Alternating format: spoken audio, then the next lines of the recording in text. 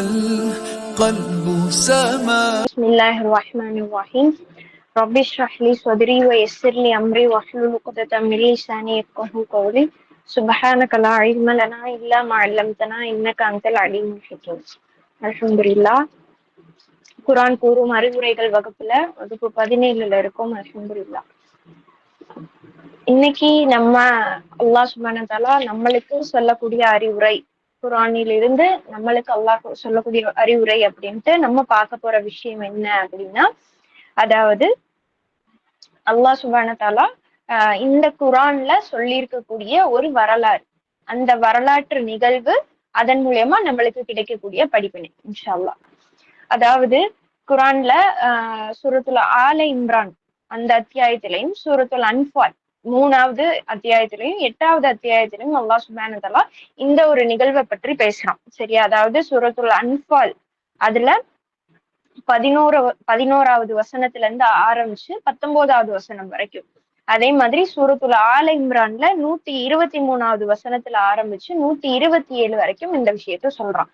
இப்ப நான் போகக்கூடிய இந்த ஒரு சம்பவத்துக்கும் அதாவது இந்த ரமலான் மாதத்துக்கும் மிக நெருங்கிய தொடர்பு இருக்கு. இப்ப இந்த ஒரு விஷயம் வச்சு நம்ம எந்த சம்பவம் அப்படின்றத ரிலேட் பண்ணி பார்க்க முடியும். எந்த சம்பவம் அப்படின்னா பத்ர் போர். அதாவது இந்த ரமலான் மாதத்துல பல நூறு ஆண்டுகளுக்கு முன்னாடி முஸ்லிம்கள், அதாவது அல்லாஹ்வை நம்பிக்கை கொண்ட மனிதர்கள் எதிரிகளுடைய மிகப்பெரிய பலத்தை கொண்ட எதிரிகளோட, காஃபிர்களோட சண்டையிட்டாங்க. சரியா? போர் புரிஞ்சாங்க. அந்த ஒரு நிகழ்வை பத்தி தான் நம்ம பார்க்க போறோம். அதுதான் பத்ர் போர். இப்போ இந்த பத்ர் போர் பாக்குறதுக்கு முன்னாடி அது எப்படி ஆரம்பமாச்சு, எந்தெந்த காரணிகள்லாம் அதை ஸ்டார்ட் பண்ணுச்சு அப்படின்ற விஷயத்த பார்ப்போம். இப்போ ரசூல் ஸல்லல்லாஹு அலைஹி வஸல்லம் ஆரம்ப காலகட்டத்துல, அதாவது நபித்துவ பட்டம் கிடைக்கும் போது எங்க இருந்தாங்க? மக்கால இருந்தாங்க. மக்கால இருக்கும் போதுதான் ரசூல் ஸல்லல்லாஹு அலைஹி வஸல்லம்க்கு என்ன கிடைச்சிச்சு? நபித்துவ பட்டம் கிடைச்சிச்சு. அப்போ ரசூல் ஸல்லல்லாஹு அலைஹி வஸல்லமுடைய அந்த வாழ்க்கை காலகட்டத்தை அதாவது ரகசிய அழைப்பு பணி அப்படின்னு சில ஆண்டுகளை பிரிக்கலாம். ரகசிய அழைப்பு பணினா என்ன? அதாவது மக்கள் யாருக்கும் பகிரங்கமா இஸ்லாத்தை பிரச்சாரம் செய்யாம சில நபர்கள் கிட்ட மட்டும் அந்த இஸ்லாத்தை எத்தி வச்சிட்டு இருந்தாங்க. வெளிப்படையா முஸ்லிம்கள் எந்த ஒரு இபாதத்தோ எந்த ஒரு விஷயமே செய்யாம ஒரு குறிப்பிட்ட ஒரு இடத்துல, அதாவது அவங்க கூடி பேசுற விஷயமா இருந்தாலும் சரி, ரசூலுல்லாஹ் அவங்களுக்கு எடுத்து சொல்ற விஷயமா இருந்தாலும் சரி, எல்லாமே ரகசியமான முறையில இருந்துச்சு. இது குறிப்பிட்ட ஆண்டு. அதுக்கப்புறம் பகிரங்க அழைப்பு பணின்னு பிரிக்கலாம். பகிரங்க அழைப்பு பணினா அல்லாஹ்வுடைய கட்டளையின் பேர்ல ரசூல் ஸல்லல்லாஹு அலைஹி வஸல்லம் என்ன செஞ்சாங்கன்னா, அந்த மக்கள் எல்லாத்தையும் கூப்பிட்டு இதுதான் விஷயம், அதாவது அல்லாஹ் ஒருவன் தான் அப்படின்ற விஷயத்த எத்தி வச்சாங்க. அப்ப அந்த காலகட்டத்துல இருந்து ரசூல் ஸல்லல்லாஹு அலைஹி வஸல்லம் அந்த விஷயத்த செஞ்சதுல இருந்து பகிரங்க அழைப்பு பணி அப்படின்னு சொல்லிட்டு நம்ம பிரிக்கலாம். இதே மாதிரி ரசூல் ஸல்லல்லாஹு அலைஹி வஸல்லம் காலகட்டத்தை பிரிக்கிறது ஒவ்வொரு வகையான காலகட்டம் இருந்துச்சு. அதே மாதிரி ரசூல் ஸல்லல்லாஹு அலைஹி வஸல்லம் மக்காவில் வாழ்ந்த காலகட்டம், மதீனாவில் வாழ்ந்த காலகட்டம் அப்படின்னு நம்ம பிரிக்கலாம். இப்போ ரசூல் ஸல்லல்லாஹு அலைஹி வஸல்லம் மக்கால இந்த விஷயங்கள் பகிரங்க அழைப்பு பண்ணி ஆரம்பிச்சதுக்கு அப்புறமா, அதாவது அவங்களுடைய சொந்த குடும்பத்துக்கிட்ட இருந்தே, அதாவது அங்க இருந்த குறைஷிகள் கிட்ட இருந்தே ரொம்ப பெரிய எதிர்ப்பு வந்துச்சு. சரியா? என்னதான் இஸ்லாத்தை நோக்கி மக்கள் வந்தாலும் அவங்களை எதிர்க்கிறதுக்கு அவங்களுடைய குடும்பத்துல இருந்தே நிறைய பேர் இருந்தாங்க. சரியா? அது மட்டும் இல்லாம அந்த எதிர்ப்பு அப்படின்றது சாதாரணமானது அதெல்லாம் இல்ல, ரொம்ப மிக கடுமையான முறையில இருந்துச்சு. இன்னும் சொல்ல போனோம்னா, அதாவது அப்ப இருந்த காலகட்டத்துல எஜமானர் அடிமை அப்படின்ற ஒரு முறை இருந்துச்சு. அடிமைகளா மனிதர்களே இருப்பாங்க. சரியா? அப்படி ஒரு நிலை இருந்துச்சு. அந்த காலகட்டத்துல அடிமைகளா யார் இஸ்லாத்தை ஏத்துக்கிட்டாங்களோ அவங்கள எஜமானர்கள் என்ன செய்வாங்கன்னா மிகப்பெரிய துன்புறுத்தலுக்கு ஆளாக்குவாங்க. அந்த வரிசையில தான் நான் இடையில ஒரு வகுப்புல கூட சொன்னேன். ஒரு சஹாபியுடைய முதுக என்ன செய்வாங்க, கபாப் ரலியல்லாஹு அன்ஹுவோடைய முதுக அதாவது அவங்கள அப்படியே அந்த நெருப்பு கங்குல படுக்க வச்சு எந்திரிக்க வைப்பாங்க. அவங்க முதுகுல உள்ள அந்த சதையெல்லாம் உருகி ஓடுச்சுன்ற ஒரு சம்பவத்தை பார்த்தோம். எதற்காக அப்படி செஞ்சாங்கன்னா, நீ லா இலாஹ இல்லல்லாஹ் கலிமாவை விட்டுரு, லாத் உஸ்ஸாவை வணங்குறேன்னு சொல்லு. அப்ப இது மாதிரி இன்னும் பல்வேறு இன்னல்களுக்கு ரசூல் ஸல்லல்லாஹு அலைஹி வஸல்லமும் ஆளாக்கப்பட்டாங்க, கூட அவங்கள ஏற்றுக்கொண்ட எல்லா சஹாபாக்களும் அந்த துன்பத்திற்கு ஆளாக்கப்பட்டாங்க. இப்போ இந்த காலகட்டத்துல ரசூல் ஸல்லல்லாஹு அலைஹி வஸல்லம் ஒரு ஒரு காலகட்டம் போகுது, கொஞ்சம் வருடங்கள் போகுது. ரசூல் ஸல்லல்லாஹு அலைஹி வஸல்லம்க்கு ஒரு முடிவெடுக்க வேண்டிய ஒரு தருணம் வருது. என்ன அப்படின்னா, மக்கால இருந்து மதீனாவை நோக்கி புறப்பட வேண்டிய ஒரு முடிவு எடுக்க வேண்டிய நிலைமை வருது. எதற்காக அப்படின்னா, அதாவது இஸ்லாமை இன்னும் வலுப்படுத்தணும் அப்படின்ற ஒரு காரணத்துக்காக. இங்க இருந்தா, அதாவது இந்த குறைஷிகளுடைய அந்த தொல்லை, அவங்களுடைய அந்த நெருக்கடி அப்படின்றது நாளுக்கு நாள் அதிகமாயிட்டே தான் போச்சு. இன்னும் சொல்ல போனோம்னா ரசூல் ஸல்லல்லாஹு அலைஹி வஸல்லம் கொலை பண்றதுக்கெல்லாம் கூட முயற்சிகள் எடுத்தாங்க. சரியா? இப்ப இந்த காலகட்டத்துல ரசூல்லா என்ன முடிவெடுக்கிறாங்கன்னா, மக்காவை விட்டு மதீனாக்கு நம்ம என்ன செய்யலாம்? ஹிஜ்ரத் செஞ்சு போகலாம் அப்படின்னு சொல்லி முடிவெடுத்து ஹிஜ்ரத் செஞ்சு போறாங்க. அவங்க கூட இஸ்லாத்தை ஏற்றுக்கொண்ட பல்வேறு சஹாபாக்கள் என்ன செய்யறாங்க?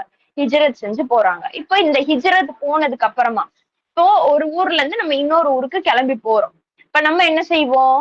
நம்மளுக்கு தேவையான துணி, நம்மளுக்கு தேவையான உணவு உணவு எல்லாத்தையும் எடுத்துட்டு போக முடியலைனாலும் அந்த உணவை வாங்குறதுக்கான காசு எடுத்துட்டு போவோம். கரெக்டா? அதுக்கப்புறம் அங்க போய் நான் எங்க தங்கணும்? அங்க போய் நான் என்ன செய்யணும்? இப்போ இப்போ ஒரு 10 நாள், 15 நாள்னா ஓகே. 1 வருஷம், 2 வருஷம் நான் போறேன்னா, அங்க கண்டிப்பா எனக்கு ஏதாச்சும் வியாபாரம் இருக்கணும். பொருளாதாரம் ஈட்டுறதுக்கான ஏதாச்சும் ஒரு வாய்ப்பை நான் ஏற்படுத்திக்கணும். அப்ப அங்க போய் நான் என்ன வேலை பார்க்கிறது? என்னோட பொருளாதாரத்தை எப்படி தேடுறது? இந்த மாதிரி பல யோசனைகளை செஞ்சுட்டு தான் இப்ப இருக்கக்கூடிய காலகட்டத்துல நம்ம என்ன செய்வோம்? ஒரு பயணம் அப்படின்றத மேற்கொள்வோம்.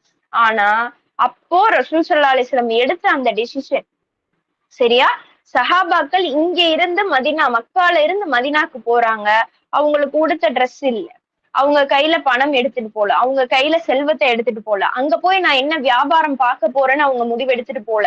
இன்னும் மேலதிகமா சொல்லணும் அப்படின்னா, இப்போ ஒரு வீட்ல ஒருத்தர் தான் இஸ்லாத்தை ஏத்துக்கிறாங்க. ஏற்று கொண்டிருக்கிறாங்க. மத்தவங்க யாருமே இஸ்லாத்தை ஏத்துக்கல அப்படின்னா, அவங்க குடும்பத்தாரையும் விட்டுட்டு போக வேண்டிய சூழல் ஏற்படும். புரியுதா? இன்னும் இன்னொரு பக்கம் என்ன அப்படின்னா, கணவன், மனைவி, குழந்தைகளோட இருப்பாங்க. அவங்க எல்லாருமே இஸ்லாத்தை ஏத்திருப்பாங்க. இப்ப அவங்க அங்க போய் என்ன பண்றது? நான் என் பிள்ளைங்களுக்கு எப்படி சாப்பாடு குடுக்குறது? நான் என் மனைவிக்கு எப்படி சாப்பாடு குடுக்குறது? இந்த மாதிரி எந்த ஒரு விஷயமுமே இல்ல. அங்க போய் நான் எங்க தங்குவேன்? எந்த ஒரு எந்த ஒரு முன்னேற்பாடோ, எந்த ஒரு உறுதிப்பாடோ இல்லாத நிலையில ரசூல் ஸல்லல்லாஹு அலைஹி வஸல்லம் சொன்ன அந்த ஒரு வார்த்தைக்காக, அல்லாஹ்வுடைய அந்த கட்டளைக்காக இங்க இருந்த எல்லா முஸ்லிம்களுக்கும் மதீனாவுக்கு கிளம்பி போறாங்க. இப்ப மதீனாவுக்கு போனதுக்கு அப்புறம் அல்லாஹ் சுப்ஹானஹு வ தஆலா அவங்களுக்கு என்ன செஞ்சான் அப்படின்னா, மிகப்பெரிய உதவியை கொடுத்தான். யாரை கொண்டு? அன்சாரிகளை கொண்டு. அன்சாரிகள்னு நம்ம யார சொல்லுவோம்? மதீனால இஸ்லாத்தை ஏற்றுக்கொண்ட மக்கள அன்சாரிகள்னு சொல்லுவோம். அன்சாரிகள் அப்படின்னா யாருன்னா உதவி செய்பவர்கள். அன்சார் அப்படின்னா உதவி செய்தவர்னு சொல்லுவோம். சரியா? அப்போ அன்சாரிகள் எந்த அளவுக்கு மக்கால இருந்து வந்த அந்த சஹாபாக்களுக்கு உதவி செய்யறாங்கன்னா, அவங்களுடைய வியாபாரத்துல உதவி செய்யறாங்க. அவங்களுடைய வீடுகளை அவங்களுக்கு கொடுக்குறாங்க. இன்னும் மேலதிகமா சொல்ல போனோம்னா, சுபஹானல்லாஹ் 2 மனைவி, 3 மனைவிகள் வச்சிருக்கிறவங்க அவங்களுடைய மனைவிகளை கொடுத்தாங்க. சரியா? இவங்களை திருமணம் செஞ்சுக்கோங்கன்னு கொடுத்தாங்க. அப்ப அந்த அளவுக்கு இந்த அன்சாரிகளுடைய அந்த ஒரு மனம் சரியா? இஸ்லாத்துக்காக இங்க வந்தவங்களுக்கு நம்ம என்ன செய்யணும்? அடைக்கலம் கொடுக்கணும் அப்படின்ற விஷயம் ரொம்ப மேலோங்கி இருந்துச்சு. அப்ப அங்க போயிட்டாங்க. இப்ப மதீனாக்கு போயிட்டாங்க. இப்ப இந்த மதீனாக்கு போனதுக்கு அப்புறமா 2ஆம் வருடம் மதீனாக்கு போய் 2வது வருஷம் என்ன நடக்குது அப்படின்னா, அல்லாஹ் சுப்ஹானஹு வ தஆலா நோன்பை கடமையாக்குறான்.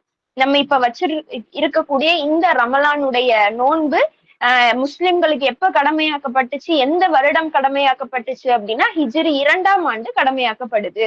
இந்த கடமையாக்கப்பட்ட அந்த வருடமே தான் என்ன நடக்குது அப்படின்னா, அந்த ரமலான் மாதத்துல பத்ர் போர் நடக்குது. சரியா? அப்போ ரசூல் ஸல்லல்லாஹு அலைஹி வஸல்லம்க்கு ஒரு தகவல் வருது. என்ன தகவல் அப்படின்னா, அபு சுஃப்யான். அபு சுஃப்யான் அப்படின்றது குறைஷிகளுடைய முக்கிய ஒரு தலைவர். இப்போ அபு சுஃப்யான் வந்து ஷாம் அப்படின்றது ஒரு தேசம், ஒரு நாடு.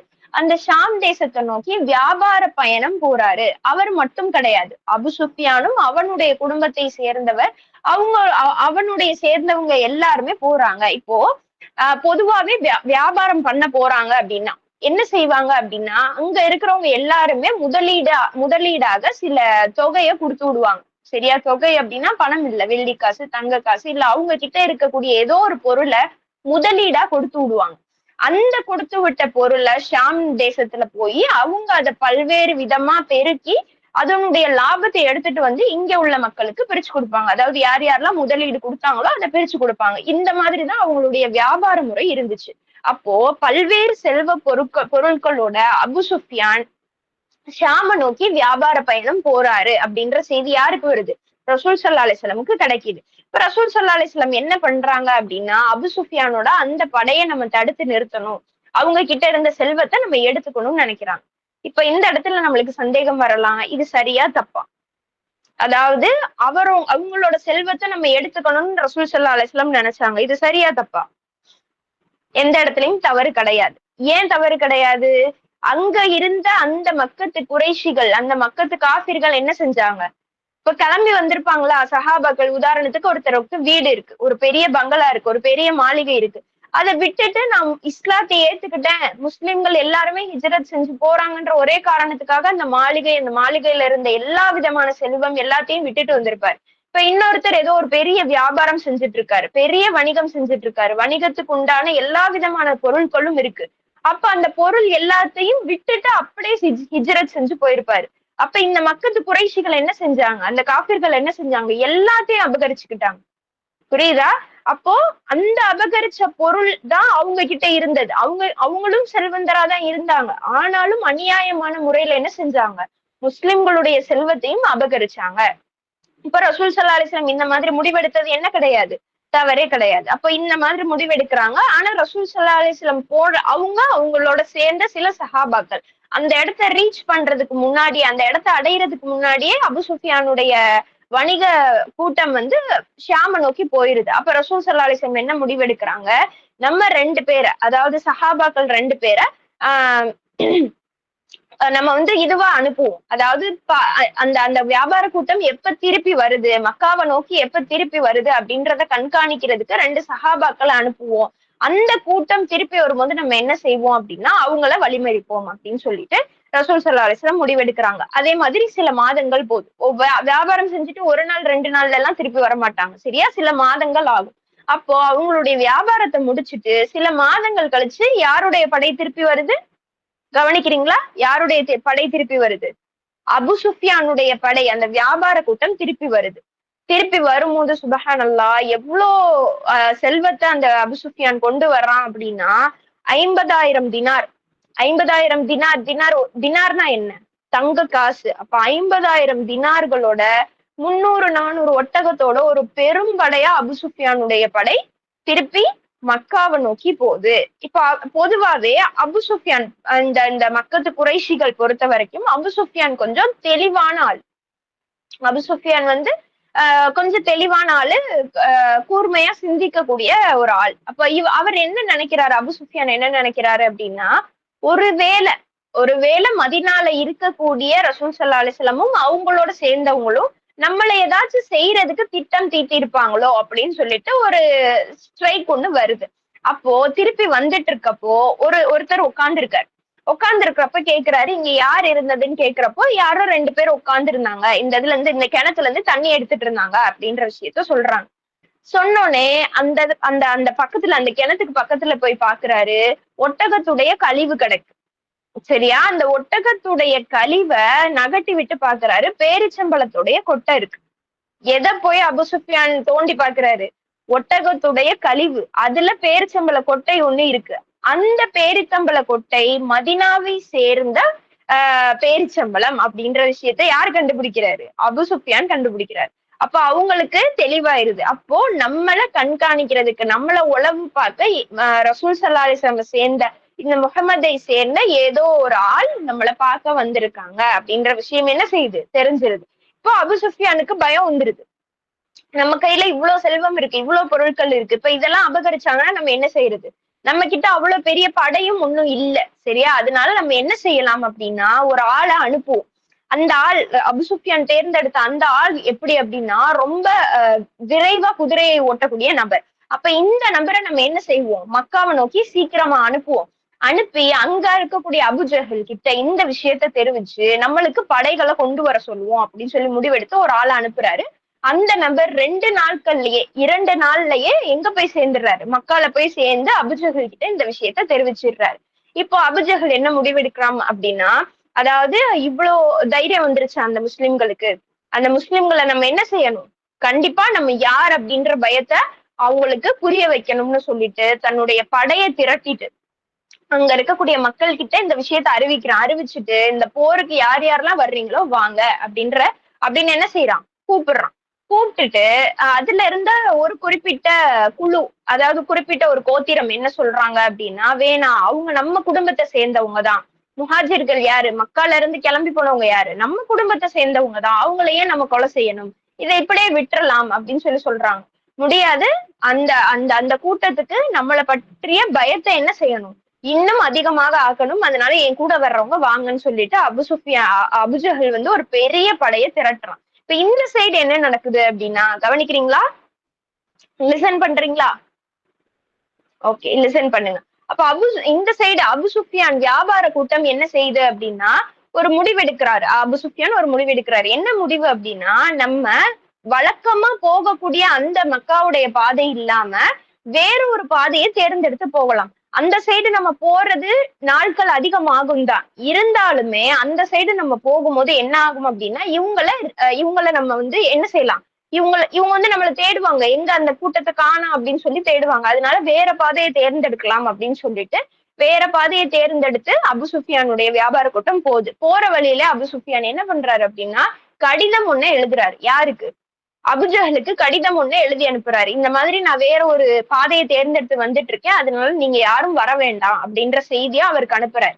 இந்த கடிதம் அபுஜஹல் கையில கிடைக்குது. கிடைச்சாலும் என்ன செய்யறாரு அப்படின்னா, இல்ல, நம்ம வந்து கண்டிப்பா போயே ஆகணும், நம்ம எடுத்த முடிவுல மாற்றம் அடையக்கூடாதுன்னு சொல்லிட்டு அபுஜஹல் என்ன பண்றான் அப்படின்னா, 1300 பேர், எத்தனை நபர், 1300 பேர் கொண்ட 100 குதிரைகளை கொண்ட பல்வேறு ஒட்டகங்கள், அந்த ஒட்டகங்களுடைய எண்ணிக்கை வந்து கணக்குல அடங்காது, அவ்வளவு ஒட்டகங்களோட ஒரு பெரும் படையை திரட்டிட்டு அபுஜஹல் வந்து எதை நோக்கி வர்றான், மதினாவை நோக்கி வர்றான். இப்ப இங்க உள்ள நிலைமை என்ன, முஸ்லிம்களுக்கு மத்தியில உள்ள நிலைமை என்ன அப்படின்னா, ரசூல் ஸல்லல்லாஹு அலைஹி வஸல்லம் வந்து என்ன முடிவெடுத்திருக்காங்க, இப்ப இந்த வியாபார கூட்டத்தை அடையணும்னு சொல்லிட்டு முடிவெடுத்திருக்காங்க. ஆனா அங்க போறாங்க, அந்த வியாபார கூட்டம் என்ன செய்யல, வழக்கமா போகக்கூடிய பாதையில இல்ல. அப்போ அவங்க வந்து வேற ஒரு திசையில போயிட்டாங்கன்ற செய்தி ரசூலுல்லாஹ்க்கு வருது. அதே மாதிரி அபூஜஹலுடைய கூட்டம் நம்மளை தாக்குறதுக்காக வர்றாங்க அப்படின்ற செய்தியும் யாருக்கு கிடைக்குது,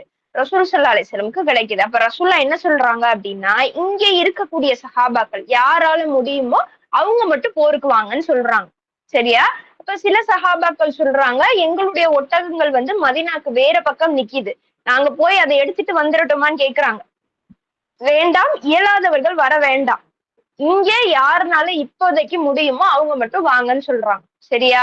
அப்போ எத்தனை நபர் ரசூல் ஸல்லல்லாஹு அலைஹி வஸல்லம் கூட கிளம்புறாங்க அப்படின்னா 313 பேர். எத்தனை பேரு? மாஷா அல்லாஹ், கரெக்ட், 313 பேர். எத்தனை ஒட்டகங்கள் இருந்துச்சு தெரியுமா? வெறும் 70 ஒட்டகம். இப்போ 313 பேருக்கு 70 ஒட்டகம் என்ன செய்யாது, ஈக்குவல் ஆகாது. அப்ப என்ன செய்யறாங்க அப்படின்னா ரசூல் ஸல்லல்லாஹு அலைஹி வஸல்லம் ஒரு ஒட்டகத்துக்கு 3 பேர் அப்படின்னு சொல்லிட்டு பிரிச்சு கொடுக்குறாங்க. சரியா? ஒரு ஒட்டகத்துக்கு 3 பேர் அப்படின்னு சொல்லிட்டு பிரிச்சு கொடுத்து எல்லாருமே போறாங்க. இப்ப ரசூல்லா தனியா அவங்களுக்குன்னு ஒரு ஒட்டகத்தை எடுத்துக்கல, அவங்களோட சேர்ந்து இன்னும் 2 ஆளை தேர்ந்தெடுத்துக்கிட்டாங்க. சரியா? அப்ப எல்லாரும் சேர்ந்து இப்ப எதை நோக்கி போறாங்க, அந்த இடத்தை நோக்கி போறாங்க. அந்த இடம் எது அப்படின்னா பத்ரு அப்படின்ற இடம். இப்ப அந்த பத்ரு அப்படின்றது என்னன்னா, பத்ரு அப்படின்றது ஒரு கிணறு. சரியா?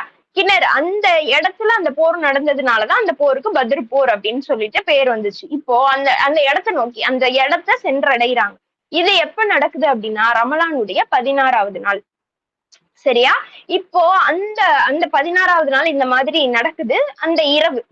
சரியா? இப்ப போய் அந்த இடத்தை சென்று அடைஞ்சிட்டாங்க. ஒரு இடத்துல போய் தங்கியிருக்காங்க.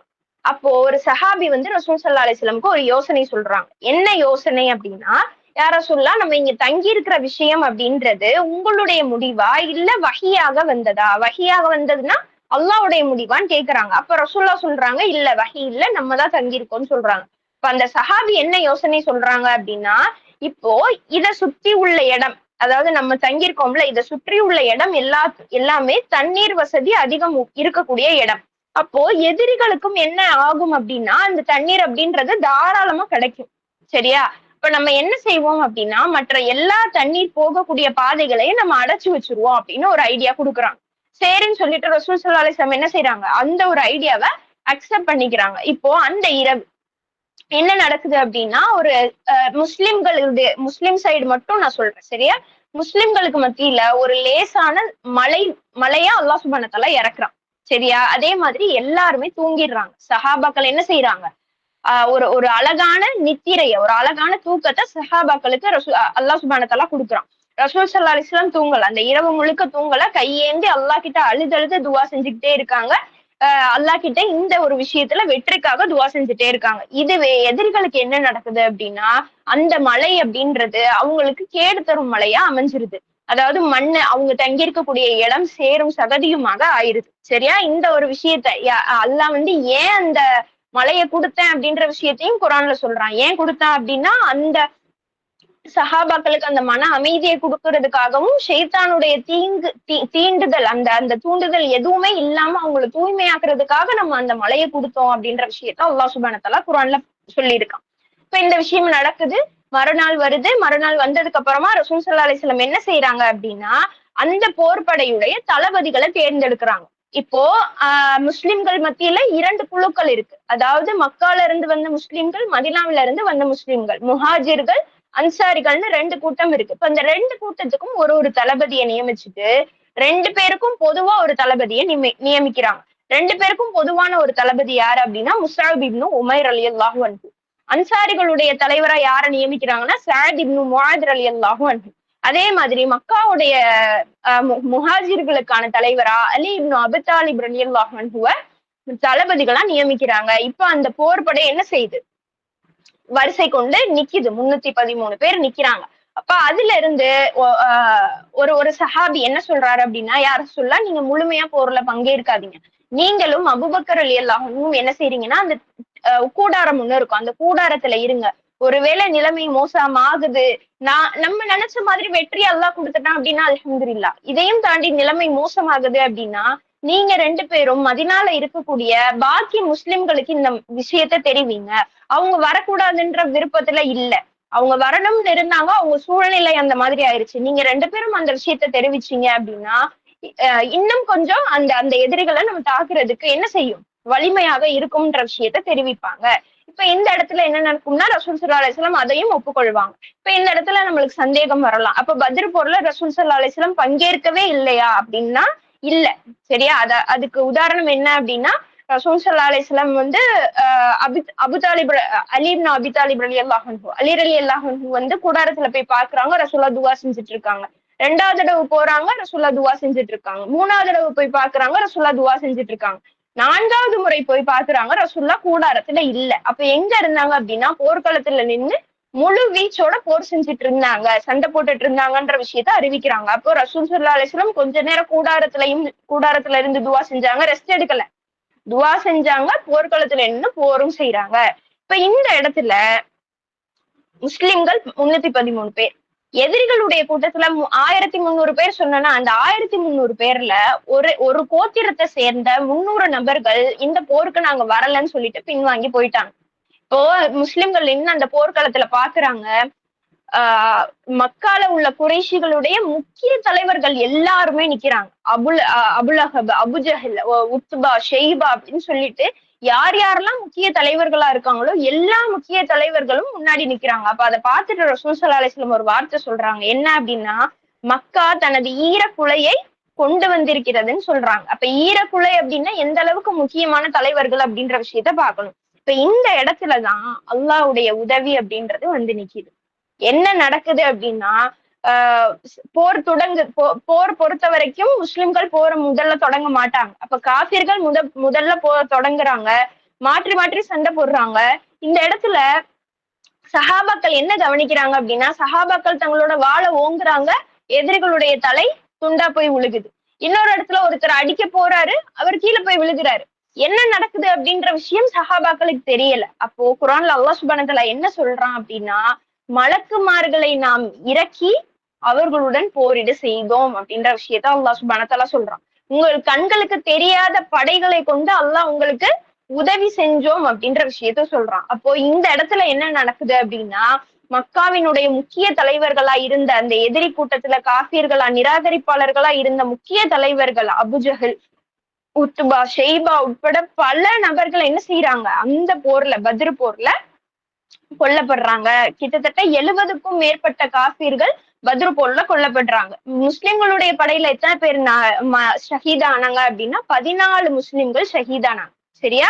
இப்போ இந்த ஒரு சம்பவம் நம்மளுக்கு உணர்த்தக்கூடிய படிப்பினைகள் என்ன அப்படின்ற விஷயத்தான் இன்றைக்கு குரான் நம்மளுக்கு கூறக்கூடிய அறிவுரைன்ற விஷயத்துல பார்க்க போறோம். இப்போ நம்ம பார்த்தோம் அப்படின்னா அல்லாஹ் வந்து ஒருத்தருக்கு உதவி செய்யறான், ஒருத்தருக்கு கொடுக்கக்கூடிய விஷயம், ஒருத்தருக்கு செய்யக்கூடிய உதவி அப்படின்றது அந்த நபருடைய நிலை எப்படி இருக்கும் அப்படின்னா அதிக அளவு ஈமான், உறுதியான ஈமான், எந்த ஒரு விஷயத்திலையும் அசைக்க முடியாத ஈமான், அந்த ஒரு ஈமான கொண்ட நபரா நம்ம இருக்கணும். சரியா? இந்த ரமலான் மாதம் அப்படின்றது நம்மளுக்கு பல்வேறு விஷயங்களை உணர்த்தக்கூடியதா இருக்கு. பல்வேறு விஷயங்களுக்கு என்ன இருக்கு, பயிற்சி தரக்கூடிய மாதமா இருக்கு. அந்த வகையில இந்த ஒரு போர் அல்லாஹ் சுப்ஹானஹு வ தஆலா ஏன் இந்த ரமலான் மாதத்துல இந்த பத்ர் போரை நடத்தணும்? அப்ப இந்த பத்ர் போர் அப்படின்றதும் இந்த ரமலான் மாதத்துல கூடுதலா நம்மளுடைய ஈமான வலுப்படுத்துறதுக்காக அல்லாஹ் சுப்ஹானஹு வ தஆலா படிப்பினைக்காக ஏற்படுத்தி வச்சிருக்கான். புரியுதா? அப்போ ஃபர்ஸ்ட் நம்ம என்ன செய்யணும் அப்படின்னா, அல்லாஹ்வுடைய உதவி எனக்கு வரணும் அப்படின்னா என்கிட்ட வெறும் நம்பிக்கை இருந்தா மட்டும் போதாது, ஈமான் இருந்தா மட்டும் போதாது, தியாகம் செய்யறதுக்கு தயாரா இருக்கணும். என்ன தியாகம் செய்யணும்? என்ன தியாகம் செஞ்சாங்க அந்த சஹாபாக்கள்? அவங்களோட தாயை விட்டுட்டு வந்தாங்க. ஏன் தாயை விட்டுட்டு வந்தாங்க? தாய் இஸ்லாத்தை ஏத்துக்கல, அதனால விட்டுட்டு வந்தாங்க. தன்னோட செல்வத்தை விட்டுட்டு வந்தாங்க. செல்வத்தை விட்டுட்டு நாடு துறந்து வந்தாங்க, ஹிஜ்ரத் செஞ்சு வந்தாங்க. அவங்களுடைய பல பல லாபம் தரக்கூடிய அந்த வியாபாரங்களை விட்டுட்டு வந்தாங்க மதீனாக்கு. ஏன் வந்தாங்க? அல்லாஹ்வுக்காக, ரசூலுல்லாஹ் சொல்லிட்டாங்கன்ற வார்த்தைக்காக. இப்ப இங்க வந்து நிக்கிறாங்கல்ல, இந்த போர்ல வந்து நின்னாங்கல்ல, எந்த ஒரு நம்பிக்கையில வந்து நின்னாங்க? அவங்க அந்த விஷயத்துல யோசிச்சிருக்கலாம், ஆஹா 1000 பேர் இருக்காங்களே, நிச்சயமா நம்மளால ஜெயிக்க முடியாது அப்படின்னு சொல்லிட்டு அந்த 313 பேர்ல ஒரு ஆள் மனசுல கூட அந்த அந்த எண்ணம் இல்ல. எல்லாருக்குமே என்ன ஒரு எண்ணம் மேலோங்கி இருந்துச்சு அப்படின்னா, நிச்சயமாக அல்லாஹ் எங்களுக்கு உதவி செய்வான். 313 பேராக குறைவான எண்ணிக்கையில இருந்தாலுமே அல்லாஹ் எங்களுக்கு உதவி செய்வான் அப்படின்ற உறுதியான அசைக்க முடியாத நம்பிக்கை இருந்துச்சு. புரியுதா? அப்போ நம்ம அல்லாஹ்வுடைய உதவி பல்வேறு சிச்சுவேஷன்ல, பல்வேறு சூழ்நிலைகள்ல நம்ம என்ன செய்வோம் அப்படின்னா, ஏதாச்சும் மேஜிக் நடந்துராதா, எனக்கு ஏதாச்சும் ஒரு வகையில அல்லாஹ் உதவி செஞ்சிட மாட்டானா அப்படின்னு சொல்லிட்டு எல்லாருக்குமே அந்த சிந்தனை கரெக்டா? அதாவது ஒரு விஷயம் எனக்கு நடக்குது, இப்போ ஒரு ஒரு ஒரு இன்னல்களுக்குள்ள நான் இருக்கேன், ஒரு கஷ்டத்துக்குள்ள இருக்கேன் அப்படின்னா, நான் எனக்கு அல்லாஹ் வந்து மேஜிக் மாதிரி ஏதாச்சும் இப்ப நடத்தணும், மேஜிக் மாதிரி ஒண்ணு நடத்தி இந்த சிச்சுவேஷன் அப்படியே புரண்டு போயிடக்கூடாதா, இல்ல இந்த விஷயம் அப்படியே நின்ற கூடாதான்னு சொல்லிட்டு யோசிக்கிறோம். நான் என்ன செஞ்சேன்? நான் அல்லாஹ் கிட்ட இருந்து இதை எதிர்பார்க்கிறேன்ல, நான் என்ன செஞ்சேன் அல்லாவுக்காக? நான் எதை தியாகம் செஞ்சேன் அப்படின்ற விஷயத்த என்ன செய்யணும்? நம்ம அதிகமா சிந்தனை செய்யக்கூடியவர்களாக இருக்கணும். இன்னைக்கு நம்மளுடைய நேரத்தை அல்லாவுக்காக செலவு செஞ்சாலே மிகப்பெரிய தியாகம் அதுதான். ஏன் இந்த நேரம் அப்படின்றது, இந்த போனை எடுத்துட்டு நம்ம சிலர் உட்கார்ந்தாங்க அப்படின்னா நேரம் போறதே தெரியாம அதிக அளவுல இந்த செல்போன்ல அதிக அளவுல நேரம் செலவழிக்க கூடியதை பாக்குறோம். அப்போ அந்த நேரத்தை கூட அல்லாவுக்காக தியாகம் செய்ய முன்வராத நிலையில தான் இன்னைக்கு முஸ்லிம்களுடைய நிலை இருக்கு. அப்புறம் எப்படி அல்லாஹ் மேஜிக் பண்ணுவான்? சரியா? இப்போ நம்ம கண்ணுக்கு தெரிகிற மாதிரி மலக்குமார்கள் இறங்குவாங்களா, எனக்கு உதவி செய்வாங்களா, இந்த சூழ்நிலையை மாத்திருவாங்களா அப்படின்னு நம்ம யோசிக்கிறது சரி. நிச்சயமா அல்லாஹ் அந்த மாதிரியான உதவிகளை நம்மளுக்கு செய்வான். நான் என்ன செஞ்சேன்? சரியா? என்னுடைய ஈமான் உறுதியாகிறதுக்கு நான் என்ன செஞ்சேன்? என்னுடைய இபாதத்துக்களை என்ன நான் அதிகப்படுத்திக்கிட்டேன்? அல்லாவுக்காக வேற என்னென்ன காரியங்களை நான் செஞ்சேன் அப்படின்ற விஷயத்த என்ன செய்யணும்? நம்ம ஒவ்வொருவருமே சிந்தனை செய்யக்கூடியவர்களாக இருக்கணும். அல்லாவுடைய உதவி எனக்கு வேணும்னு நினைக்கிறது தவறில்ல, மாறா அல்லாவுக்காக நான் என்ன செஞ்சேன், நான் என்ன தியாகம் செஞ்சேன் அப்படின்ற உணர்வு என்ன செய்யும் அப்படின்னா, அல்லாஹ் கிட்ட நம்ம இன்னும் இன்னும் நெருக்கமாறதுக்கு உதவியாக இருக்கும். அந்த குர்ஆன் வசனத்தை நம்ம படிச்சிருவோமா? ஃபர்ஸ்ட் மூணாவது அத்தியாயம் சூரத்துல் ஆல இம்ரான் வசனம் 123ல இருந்து. அதாவது, பத்ரில் நீங்கள் மிகவும் சக்தி குறைந்தவர்களாக இருந்தபோது அல்லாஹ் உங்களுக்கு உதவி புரிந்தான். ஆகவே நீங்கள் நன்றி செலுத்துவதற்காக அல்லாஹ்வை அஞ்சிக் கொள்ளுங்கள். நீங்க குறைந்தவர்களாதான் இருந்தீங்க, அல்லாஹ் என்ன செஞ்சா? உங்களுக்கு உதவி செஞ்சான்னு சொல்றான். அடுத்த வசனத்துல, நம்பிக்கையாளர்களிடம் வானவர்களில் இருந்து இறக்கப்பட்ட 3000 வானவர்களை கொண்டு உங்களுடைய இறைவன் உங்களுக்கு உதவி செய்தது உங்களுக்கு போதாதா? என்று நீங்கள் கூறியதையும் நினைவு கூர்வீராக. நீங்கள் பொறுமையுடன் இருந்தால், அல்லாவை பயந்தால், திடீரென அவர்கள் உங்களிடம் வந்தால், உங்கள் இறைவன் போர்க்குறிகள் கொண்ட 5000 மாணவர்களை கொண்டும் உங்களுக்கு உதவி புரிவான். 5000 மாணவர்களை இறக்குறது கூட அல்லாவுக்கு என்ன கிடையாது, பெரிய சிரமம் கிடையாது. அல்லாஹ் அவ்வளவு நபர்களை கொண்டும் உங்களுக்கு உதவி செய்வான். ஆனா நீங்க என்ன செய்யுங்கன்னு அல்லாஹ் ஆரம்பத்துல சொல்றான், பொறுமையோட இருங்க, அல்லாஹ்வை பயப்படுங்க. சரியா? நீ எல்லா சிச்சுவேஷன்லயும் எல்லா சந்தர்ப்பத்திலையும் பொறுமையோட இருக்க, எல்லா சந்தர்ப்பத்திலையும் அல்லாஹ்வை அஞ்சுற, இந்த 2 விஷயம் உங்களுக்கு இருந்துச்சு அப்படின்னா அல்லாஹ் என்ன சொல்றான், 5000 மாணவர்களை கொண்டு கூட உங்களுக்கு உதவி செய்வான்ற விஷயத்த சொல்றான். உங்களுக்கு ஒரு நற்செய்தியாகவும் உங்கள் இதயம் இதன் மூலம் அமைதி பெறுவதற்காகவும் அல்லாஹ் இதை ஆக்கவில்லை. மிகைத்தவனும் ஞானம் மிக்கவனும் ஆகிய அல்லாவிடத்தில் அல்லாமல் வேறு உதவி இல்லை. அடுத்து சூரத்துல் அன்பால் 8வது அத்தியாயம்.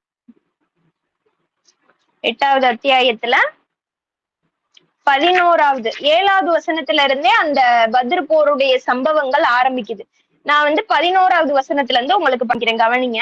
நீங்கள் அமைதி அடைவதற்காக ஒரு சிறியதோர் நித்திரை உங்களை பொதிந்து கொள்ளுமாறு செய்தான். இன்னும் உங்களை அதன் மூலம் தூய்மைப்படுத்துவதற்காகவும் ஷைத்தானின் அசுத்தத்தை உங்களை விட்டு நீக்குவதற்காகவும் உங்கள் இதயங்களை பலப்படுத்துவதற்காகவும் உங்கள் பாதங்களை கொண்டு உறுதிப்படுத்துவதற்காகவும் அவன் உங்கள் மீது வானத்திலிருந்து மழையை பொழிய செய்தான்.